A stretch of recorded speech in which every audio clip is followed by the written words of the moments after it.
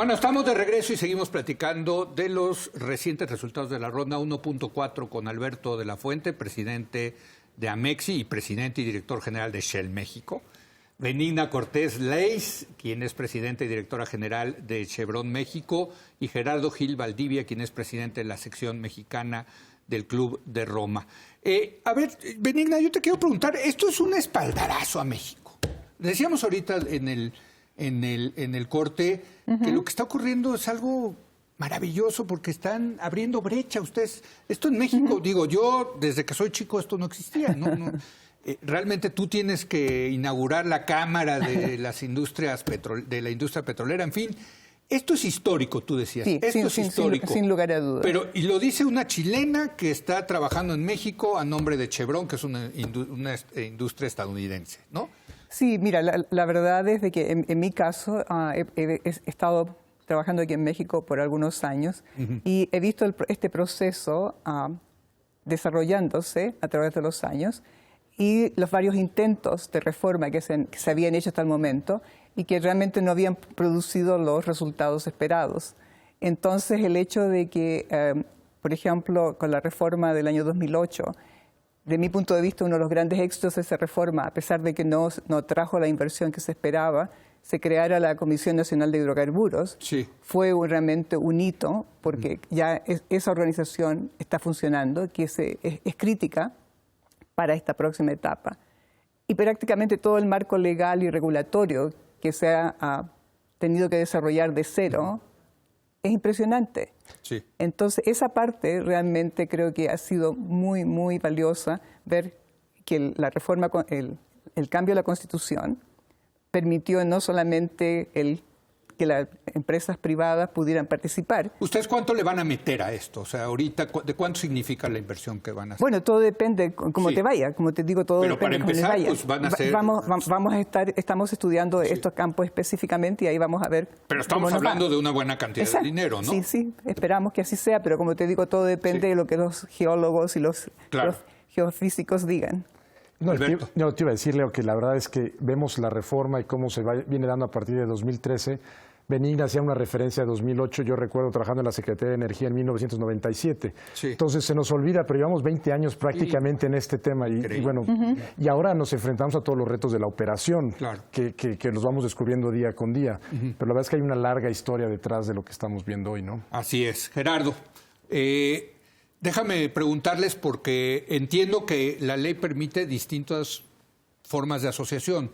En este caso, ¿qué fueron? ¿Fueron licencias? ¿Fueron contratos de producción compartida? En fin, ¿cómo fue el esquema en todo o varios? Fueron dos esquemas. En el caso de los 10 bloques o de las 10 áreas que están en el cinturón plegado perdido y en la cuenca salina, fueron contratos de licencia.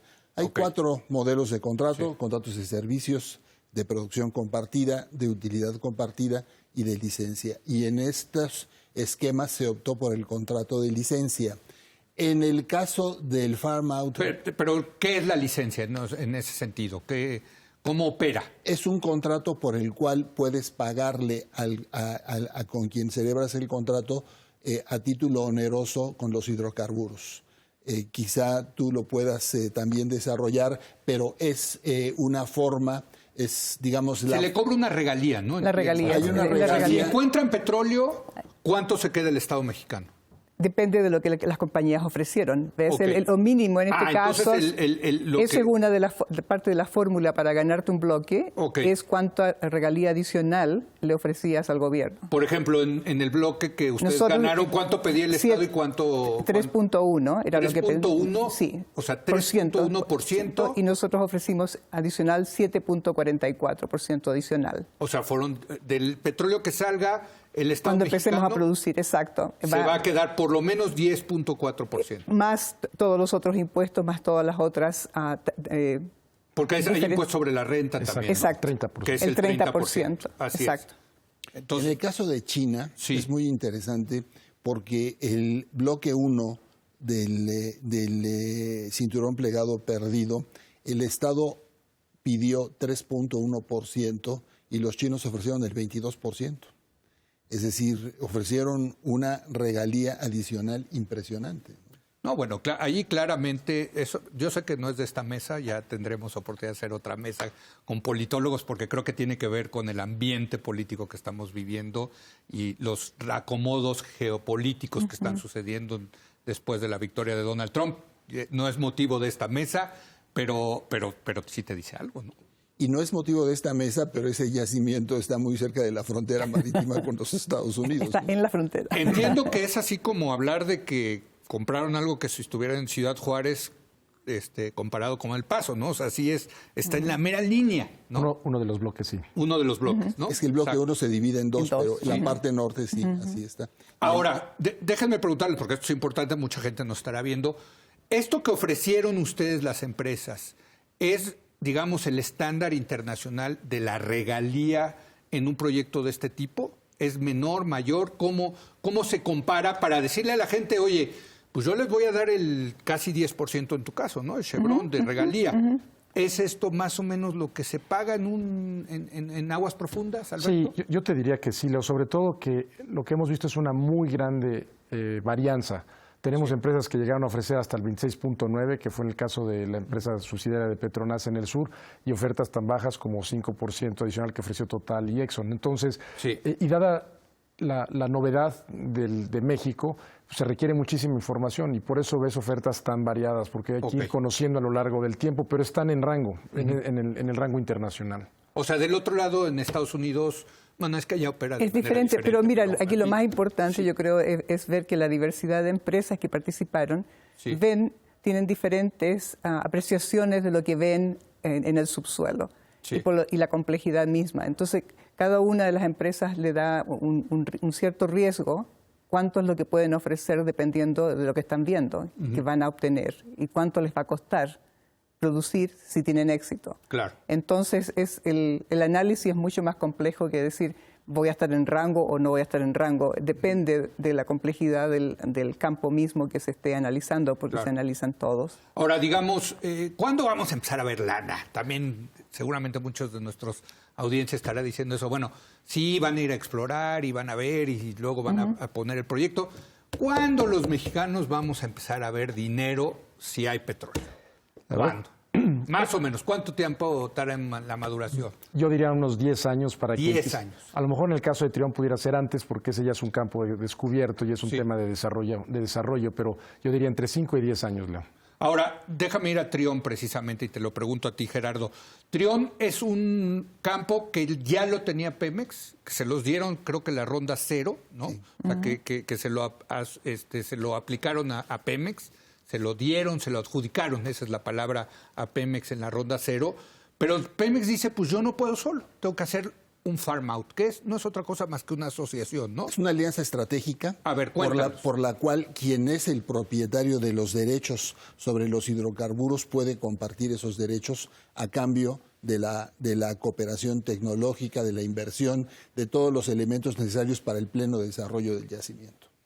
Y eso fue lo que hizo Pemex y eso es lo que creo que debió haber hecho Pemex, si me permites un paréntesis, desde hace muchos años. Yo tuve la oportunidad de dirigir un proyecto que se llamó Mexpetrol, que era de Pemex con el sector privado, y desarrollamos alianzas estratégicas en diversos países de América Latina. Desarrollamos campos petroleros, uno muy exitoso en Argentina y otros campos petroleros en Perú y Guatemala.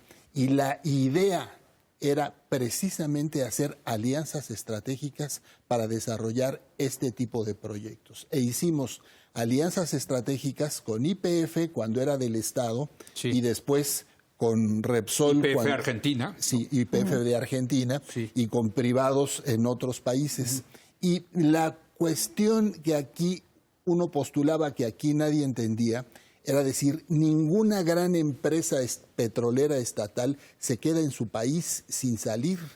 Todas las grandes empresas salen de su país y todas celebran alianzas estratégicas fuera del país y dentro del país por la naturaleza de la industria, por la complejidad tecnológica, por la dificultad geológica, por la importancia de invertir recursos a riesgo. Por muchos factores, esa es una dinámica que se sigue. Yo tuve la oportunidad de conocer Cuba en los años 90 invitado por el gobierno cubano con una empresa extranjera, en una ocasión francesa y en otra ocasión canadiense, para hacer proyectos de desarrollo de hidrocarburos en Cuba. Cuba comunista. En Cuba comunista. Y fui a la Rusia después de la desaparición de la Unión Soviética, pero que seguía con una inercia en donde había proyectos para desarrollar desde Azerbaiyán hasta Yaroslav en Rusia, y la idea era esa combinación de esfuerzos. Y eso en México tomó muchísimos años entenderlo. Bueno, entonces esto quiere decir que a lo mejor en algunos años vamos a ver a Pemex licitando campos en otros países. Es posible, es posible. Y debería. Bueno, con el tiempo. Pero esa es la práctica de la industria, estos tipos de asociaciones, porque una vez que identificas que necesitas recursos o necesitas tecnología, ofreces un farm out a otras empresas y te asocias con una empresa que te aporta o la tecnología o el financiamiento para llevar a cabo. En este caso fueron los australianos, ¿verdad? Los australianos fueron los que ganaron, pero participaron BP y BHP, ambos. Bueno, me quedan un par de minutos. ¿Qué concluimos? ¿Qué sigue, Alberto? Pues mira, viene ahora la ronda de aguas someras, después vendrán los campos en tierra. ¿Ahí las grandes también le van a entrar o no se sabe? Seguramente lo evaluarán las grandes como las medianas y las más pequeñas, ¿no? Y lo que estamos teniendo es todo un ecosistema, ¿no? Y lo importante, Leo, es que esto se vuelva cotidiano. Claro. Y que empiece a dejar de ser noticia y que nos empecemos a enfocar ya en temas de cómo va la producción, cómo están desarrollándose los campos, cuáles son esos retos. Creo que es hacia allá donde tiene que ir ahora la conversación. Pero sin duda el año que entra por lo menos ya tenemos 2 rondas anunciadas, seguramente vendrá otra más en aguas profundas, quizás en no convencionales, y eso es justamente lo que necesita nuestro país, desarrollo, desarrollo, desarrollo. Un último comentario, Benigna. Sí, yo creo que algo muy, muy importante es decir que todo este proceso se ha beneficiado mucho porque todas las entidades gubernamentales que han sido parte de este proceso han estado abiertas a escuchar los comentarios de la industria. Realmente ha habido mucha retroalimentación en este proceso y creo que eso ha sido muy valioso y por eso que el programa como ha resultado hasta la fecha es realmente competitivo internacionalmente. Exitoso. Exitoso, porque nos han escuchado los comentarios de la industria. Claro. Ubicar esta licitación 4 de la ronda 1 en el contexto general de la reforma energética para mí fue uno de los últimos momentos históricamente para sacarle provecho a esta riqueza. La reforma energética prevé desde la reforma en hidrocarburos hasta la generación de electricidad con energías limpias. Aquí es financiar el desarrollo del país y la transición energética de acuerdo a los compromisos que nos marca el cambio climático. Bueno, pues ¿qué les puedo decir? Qué rico. Qué rico, ¿no? De verdad qué rico ver que las cosas pueden funcionar bien en México, que ha sido exitosa esta primera ronda de aguas profundas. Y bueno, pues estaremos siguiendo este tema, ¿no? Porque va a dar para mucho más, ¿no? Esperamos que ¿Ustedes sí. van a poner gasolineras en México o no? Así rápido. Shell, ¿ustedes están evaluándolo? Sí, estamos evaluándolo. ¿Lo están evaluando ustedes, También Chevron? lo estamos evaluando. Todavía no toman una Sí, decisión. todavía lo estamos evaluando. ¿Ya hay alguien que haya dicho que sí? Hay jugadores nacionales, entiendo, ¿no? Hay jugadores nacionales y hay algunas empresas que anunciaron que las iban a poner y ahora están dirimiendo temas de infraestructura y de competencia. Bueno, gracias Gerardo, Gracias. Alberto, Gracias. Benigna, gracias por Un gusto. venir. Hacemos una breve pausa, regresamos a debatir el tema de la semana.